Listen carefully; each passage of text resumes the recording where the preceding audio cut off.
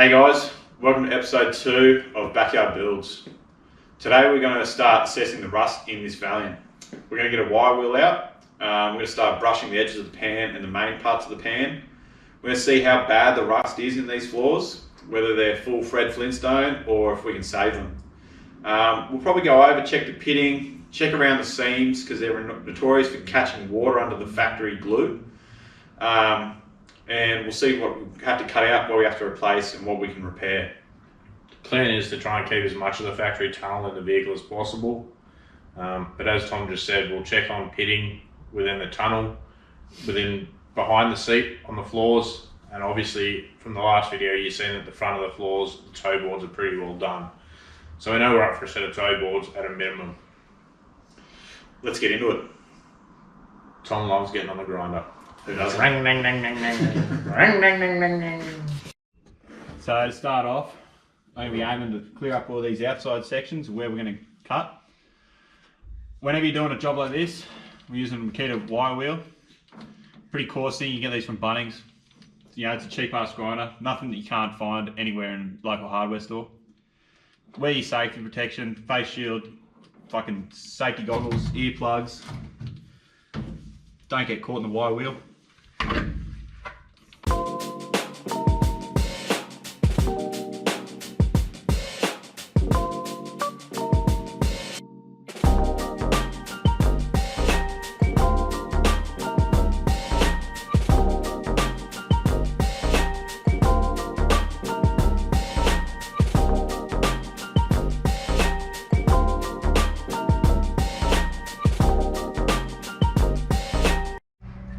Alrighty, so Tom's just wire wheeled the floor where we thought we were going to cut. It's a bit worse than we thought it was. So what we're going to do is we're actually going to cut the whole pan out. We'll come straight across the top here on this factory seam line, down the inner sills, and then pretty well just across up over the tunnel. The plan was to raise the tunnel a little bit anyway, so we were going to modify the tunnel. So at this point we may as well just make a new tunnel. As mentioned, it is going to be turbo 245. We are planning to run a 4-inch exhaust straight off the back of the turbo. So the plan is to tuck everything up nice and high so we can have the ute as low as we want it. Plan is to open up that back side of the tunnel there so we can run that 4-inch exhaust down through there.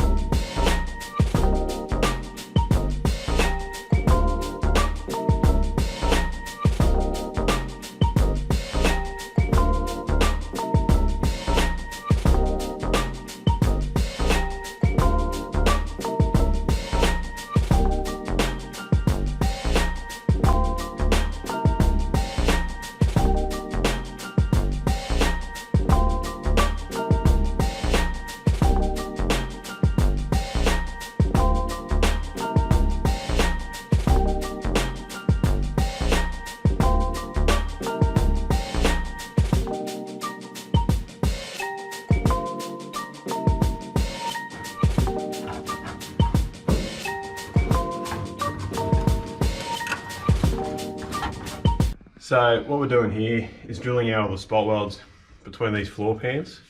We're using what's called a spot weld drill bit. So if you can see there on the camera, it's got a little point right at the front and then it's quite flat. So what this does is you can pinpoint your spot weld, drill it out, and instead of drilling through your material like you would with a normal drill, it just drills the weld out, and you can sometimes see the sheets pop apart. You can get these at most local hardware stores, Total Tools, places like that. Hand drill and away you go.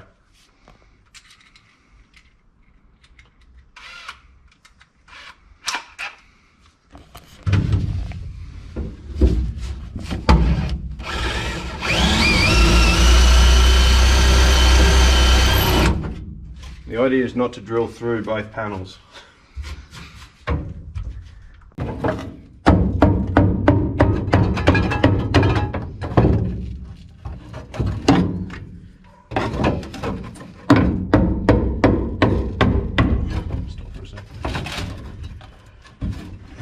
So as you can see, the spot weld drill has just gone through the top layer of material there, and makes it really easy just to pull off just with a hammer and chisel.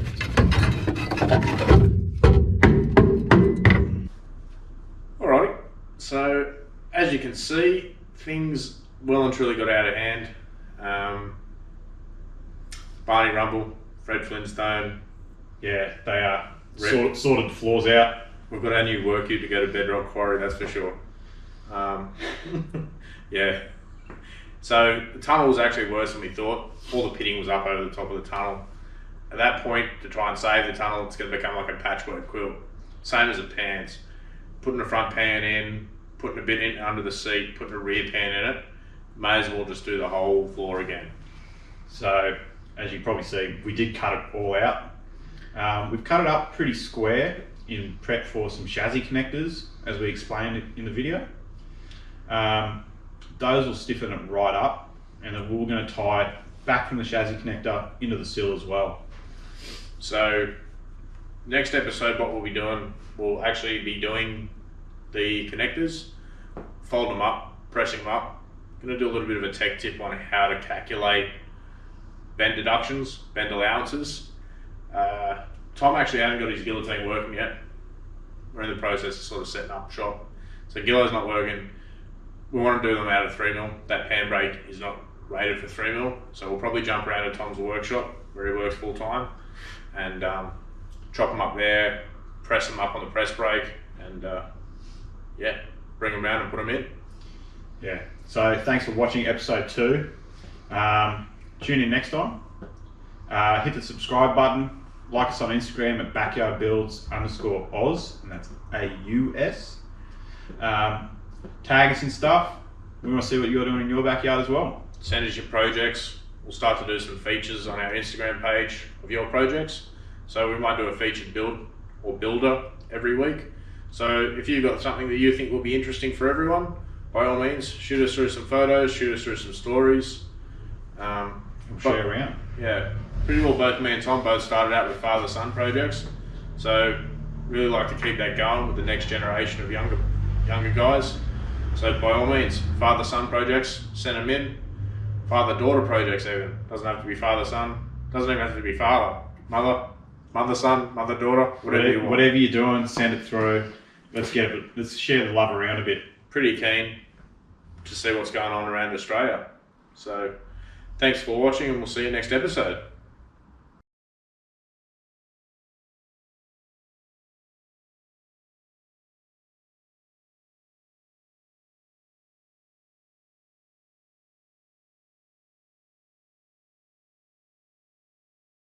I can spot there, but still running. It'll be fucking next door. Stop coming out of Barney's yesterday. Okay. Yeah.